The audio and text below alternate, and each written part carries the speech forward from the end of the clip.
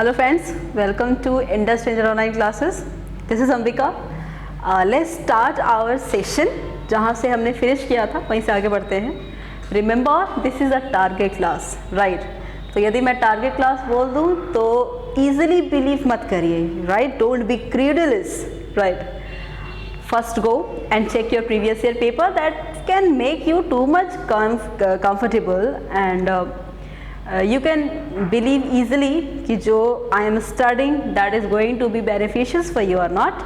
तो यदि मैंने टारगेट क्लास लिख दिया और कोई भी यदि ये बोलता है कि that is a target class, you know all the question is going to be attempt in your next examination, so don't believe so easily. Previous year का पेपर चेक कर लीजिए, एक आध क्वेश्चन भी मिलता है, so you know you can go very easily.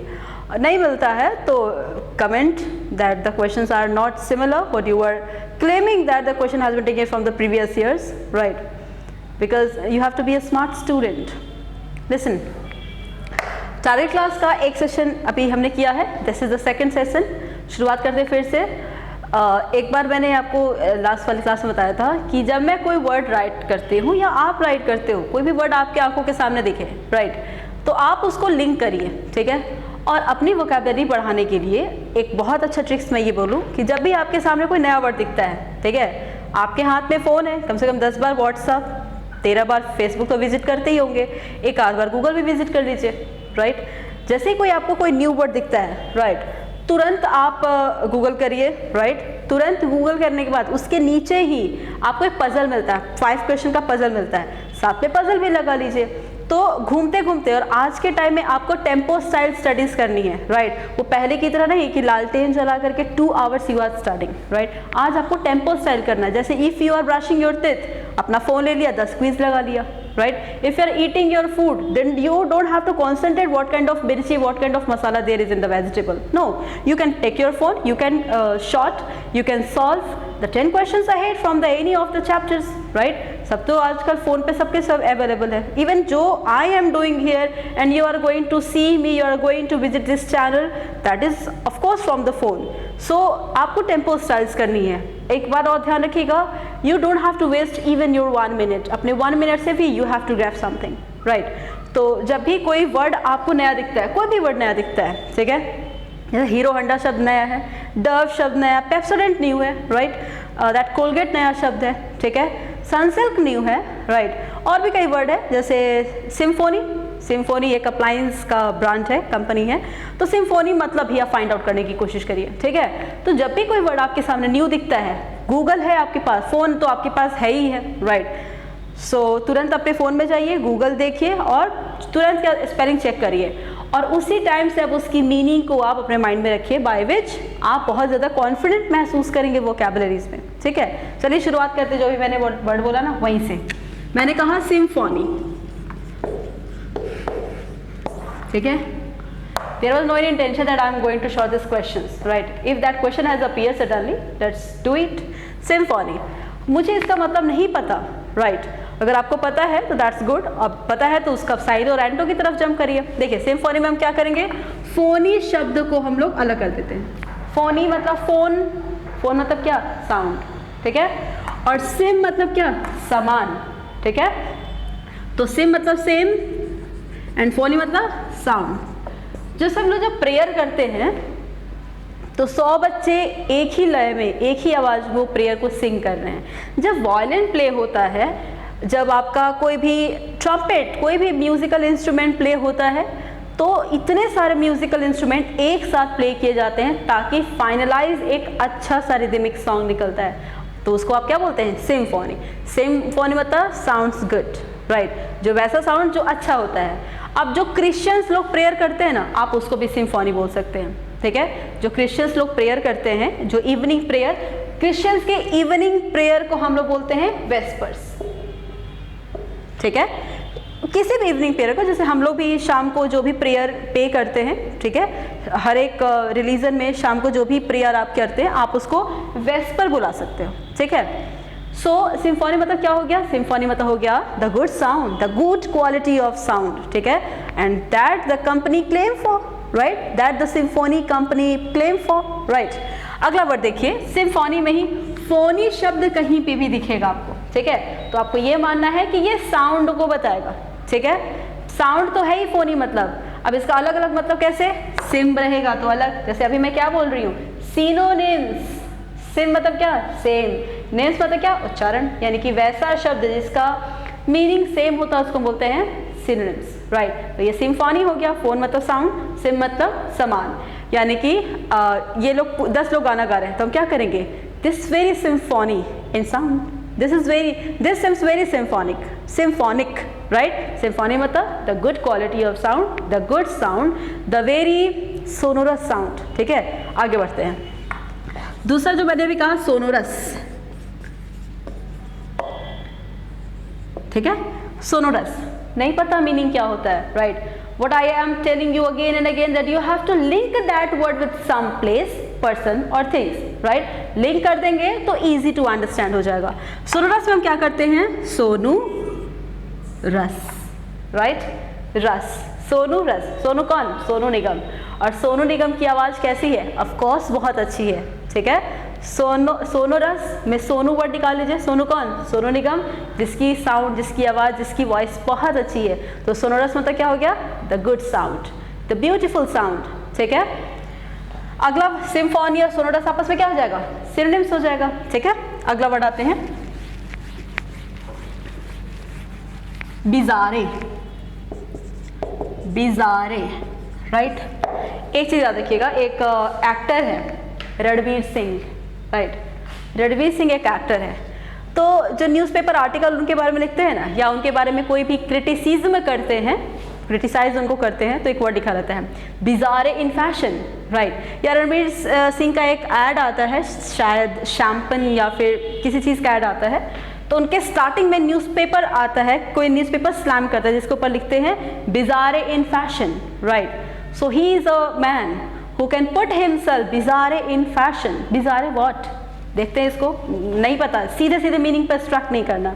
बिजारे को ऐसे देखिए, बाजार, ठीक है। बिजारे, बाजार, साउंड सिमिलर है। तो जब हम लोग बाजार जाते हैं तो नई नई चीज़, अद्भुत चीज़ें हम लोग को देखने मिलती है, ठीक है। तो वैसी चीज़ें क्या हम क्या बोलते हैं, बिजारे, ठीक है। बिजारे मतलब वैसी चीज़ें जो बहुत ही ज़्यादा डिफरेंट है, बहुत ज़्यादा, जिसको आपने नहीं देखा है, जो आपके लिए एक आश्चर्य का एक सब्जेक्ट है, that is the subject for wonder, surprise. तो उसको हम लोग क्या बोलते हैं, बिजार, थोड़ा सा हटके, थोड़ा सा डिफरेंट, ठीक है, जो थोड़ा सा डिफरेंट हो, ठीक है। वाइट एलिफेंट इसको बोलिए, यदि इडियम एंड फ्रेज पूछेगा तो वाइट एलिफेंट। वाइट एलिफेंट क्या होता है, रेयर टू फाइंड आउट, ठीक है। तो ऐसे बंदे जो रेयर होते हैं, जो सबके साथ कॉमन नहीं होते हैं, उन्हें हम बोलते हैं बिजारे, ठीक है। एक और शब्द होता है बोमेनियंस, बोमेनिया। आज के टाइम पे जितने भी रैपर्स हैं जो रैप करते हैं, वो अपने नाम के आगे बोमेनिया लगाना पसंद करते हैं, ठीक है। बोमेनियंस कौन होते हैं, जो समाज कहता है उससे बिल्कुल हटके काम करेंगे, राइट। जैसे समाज यदि बोल रहा है कि तुम्हें ये करना चाहिए, तुम्हें सुबह 6 बजे उठना चाहिए, यदि that is that is a good schedule for you, तो कहेंगे हम 6 बजे नहीं उठेंगे, हम 10 बजे उठेंगे। So that is what, Bohemia. यानी जो सोसाइटी के या सोसाइटी के रिचुअल से, सोसाइटी के नियम से अलग होकर के काम करता है, अलग दिखना चाहता है, तो उसको हम बोलते हैं बोमेनियन। पॉइंट इट आउट, यदि अपने आप को कहीं पे इंट्रोड्यूस करना है तो don't be too much smart and said yourself that I am bohemian in nature, because that represent something negative, right? You can say I'm different in nature, I'm rare in nature, but you are not Bohemian in nature. And if you are, you know that you are, then you can point yourself for the Bohemians, right? But if you are not, तो कभी भी positive sense में बोमेनियंस को indicate मत करेगा। बोमेनियंस कौन, जो society के लीक से हट के काम करता है। सब यदि ईस्ट जा रहे हैं तो बोमेनियन वेस्ट जाएंगे, right. They don't have to walk on the way of the society, societies rule और एनी कॉमन पीपल, राइट। तो bohemian and that bizarre, what's that's similar in nature, the nearest in nature, right. अगला word देखते हैं। तो बोमेनियन का यदि पूछेगा one word substitution तो बोलेंगे one who goes opposite to the society, ठीक है। One who goes opposite to the society, उसको बोलते हैं बोमेनियंस, ठीक है।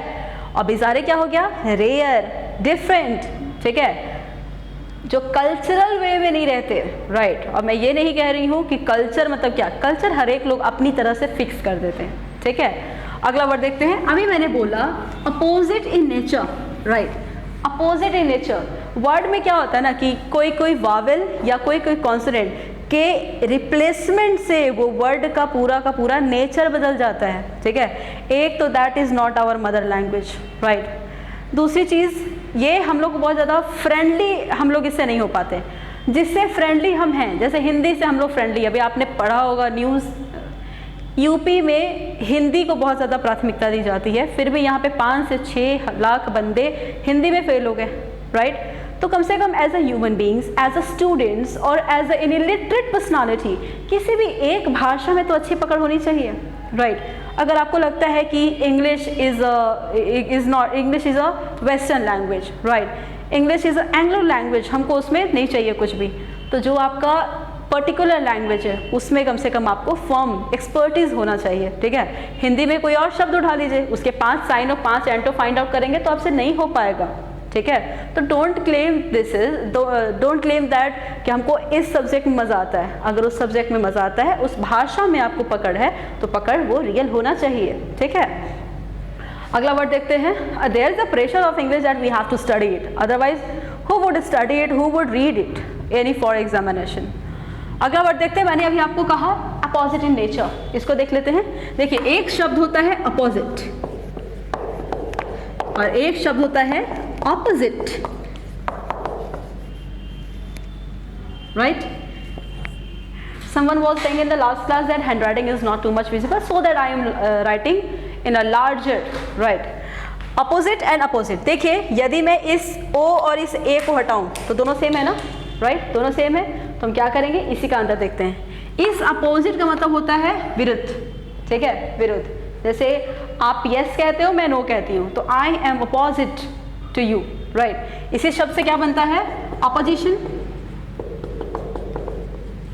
जो अपोज करेंगे, जो आपको अपोज करेंगे, कॉन्ट्रैक्ट करेंगे, यानी कि ये अपोजिट क्या हो गया, कॉन्ट्रैरी या कॉन्ट्रैक्ट, ठीक है। जैसे सर्दी गर्मी होता है ना, वो आपस में क्या है, अपोजिट इन नेचर, ठीक है। बट ये अपोजिट डिफरेंट होता है। जैसे mister Atal was opposite for the party, you know. तो इस अपोजिट का मतलब क्या होता है, फिट, जो किसी भी चीज़ के लिए फिट होता है, बी फिट होता है, किसी चीज़ के लिए उपयुक्त होता है, एप्रोप्रिएट होता है, किसी चीज़ के लिए रेलिवेंट होता है, उसको हम बोलते हैं अपोजिट, ठीक है। जैसे if I am talking about बारिश, right, you are talking about वीरता, ब्रेवरी, तो हम क्या बोलेंगे, is bravery related, relevant, opposite, befitted, appropriate to the rain, no.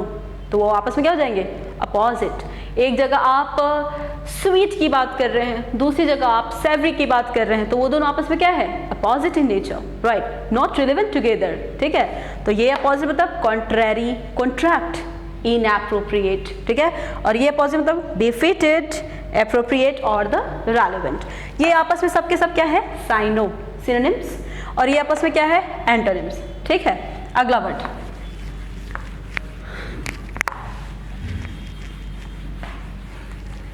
Next word है आपका बाइगैमी, राइट, बाइगैमी।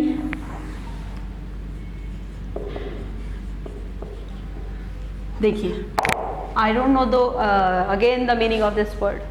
लिसन, इसमें एक ऐसा वर्ड है जिसने अपनी मीनिंग फिक्स करके रखी हुई है। वो बोलता है कि मैंने मीनिंग मेरी फिक्स की है, आप मेरे आगे प्री लगा सकते हो, पीछे सफिक्स लगा सकते हो, but I will be constant in the nature, right. देखिए, गैमी मतलब होता है शादी, विवाह, राइट। बाई मतलब दो, ठीक है। तो ये दो हो गया, और ये गैमी मतलब शादी। तो बाई गैमी मतलब क्या होता है, two marriages at the same time, ठीक है। हिंदी में इसको बोलते हैं द्विव विवाह प्रथा, ठीक है। अब अगर इसकी बात हो गई है तो लेट्स एक्सपेंड इट सम मोर। अगर आप बोलते हैं बाइलिंगुअल, ठीक है, क्वेश्चन में आता है ना, your question will be asked, your question will be found bilingual in nature, यानी कि इंग्लिश भी और हिंदी भी। तो लिंगुअल मतलब होता है लैंग्वेज और बाई मतलब होता है टू, तो bilingual, I am bilingual in nature. I am bilinguist, right, because I am talking in 2 different languages, ठीक है। इसी से अगर आप इसको थोड़ा सा और एक्सपेंड करोगे तो कुछ और बहुत ज़्यादा अच्छे वर्ड्स मिलेंगे which is very much relevant to your examination. देखते हैं मोनोगैमी, ध्यान से देखिएगा, मोनोगैमी। देखो गैमी तो आपको पता है डैट इज मतलब शादी, मोनो मतलब एक, तो क्या बोलते हैं, एकल विवाह प्रथा। In our Hindu marriage systems we have to perform monogamy, right, but people do this bigamy or polygamy, of course, in some sorts of areas, and that is completely out of the rules, out of the constitutions. Mono मतलब single, गैमी मतलब शादी, यानी एकल विवाह प्रथा। तो यदि कोई इसका पूछेगा साइन हो तो बोलिएगा one who page the single marriage eight the same time, ठीक है। इसी को एक और देख लीजिए, मोनोटोनस। टोन मतलब क्या, बोलना, मोनो मतलब क्या, एक, जो एक ही टोन में बोलता आ रहा है, यू नो, बोलते हैं ना, monotonous language, monotonous speech is completely mundane for us, right, यानी कि वैसी लैंग्वेज जो एक ही चीज़ में, कोई बोल रहा है सैड तो सैड ही बोलता जा रहा है। या कोई मूवी देख लो, ठीक है, मूवी का नाम सुन करके लग रहा है कि कुछ सैड है, कुछ रोने धोने वाला है, राइट, तो उस रोने धोने वाली मूवी में मूवी मोनोटोनस नहीं होती है, कुछ कुछ कॉमिक सीन डालते हैं, कुछ फाइटरी सीन डालते हैं, कुछ बैलिकस सीन डालते हैं, ठीक है। तो मोनोटोनस मतलब हो गया एक ही टोन में, एक ही आवाज़ में, एक ही नेचर में पूरी की पूरी चीज़ों को रिप्रेजेंट करना, उसको बोलते हैं हम लोग मोनोटोनस। मोनोटोनस कैसा होता है, बोरिंग, मंडेन, ठीक है। तो मोनोगैमी मतलब सिंगल, बाइगैमी मतलब दो, एक हो गया, दो हो गया, बहुत सारे होंगे तो उसको बोलते हैं पॉलीगैमी। गैमी मतलब अगेन शादी, पॉली मतलब बहुत सारा, बहु, इसको बोलते हैं हम लोग बहु विवाह प्रथा, ठीक है। जैसे हमारे इंडिया में भी कई सारे ऐसे हैं लॉज, जैसे पांचाल विवाह प्रथा, ठीक है, पांचाल प्रथा, यू नो, खाप पंचायत, कुछ शॉर्ट्स ऑफ एरियाज़ हैं, तो वहाँ पे क्या करते हैं, कई सारी शादियाँ लोग करते हैं, just being opposite to the rules, हम उसको क्या बोलते हैं, पॉलीगैमी, ठीक है। पॉलीगैमी, पॉली मतलब ढेर सारा, गैमी मतलब शादी। One who does many marriages at the same time called polygamy, बहु विवाह प्रथा। एकल विवाह प्रथा, द्विव विवाह प्रथा, ठीक है, सो दो, एक, बहुत सारा, ठीक है। इसी जैसे मैंने बाइगैमी से लिखा बाइलिंगुअल, मोनोगैमी से मोनोटोनस, इससे भी एक और वर्ड बना लेते हैं पॉलीगलॉट,